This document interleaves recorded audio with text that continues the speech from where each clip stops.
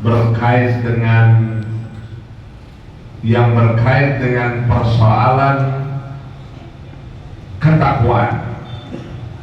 Artinya tema yang ingin kami ketengahkan adalah berkait dengan mulia dengan ketakwaan. Sidang Jumat dirahmati dan muliakan oleh Allah Subhanahu wa Ta'ala. Tidak seorang pun yang hidup di muka bumi ini tidak berkeinginan hidupnya tidak menjadi mulia.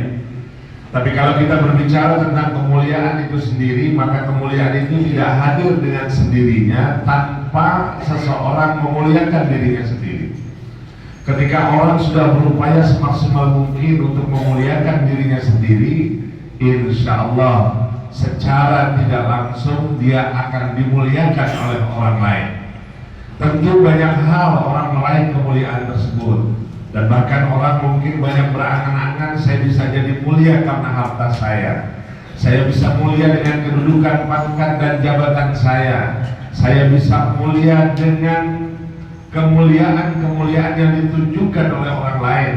Tapi sesungguhnya kemuliaan yang murni adalah bagaimana kita mampu meningkatkan ketakwaan kita kepada Allah Subhanahu wa Ta'ala. Sidang Jumat dirahmati dan dimuliakan oleh Allah Subhanahu wa Ta'ala. Maka ketika kita berbicara tentang takwa dan ketakwaan, maka sesungguhnya ada dua hal yang berbeda. Kalau akar kata takwa itu sendiri, maka sesungguhnya itu pada ranah ilmu pengetahuan yang kita bisa tangkap. Tetapi ketika kita berbicara tentang ketakwaan, maka sesungguhnya dia mencakup tidak hanya ilmu pengetahuan, tetapi dia juga mencakup kepada sikap dan perbuatan.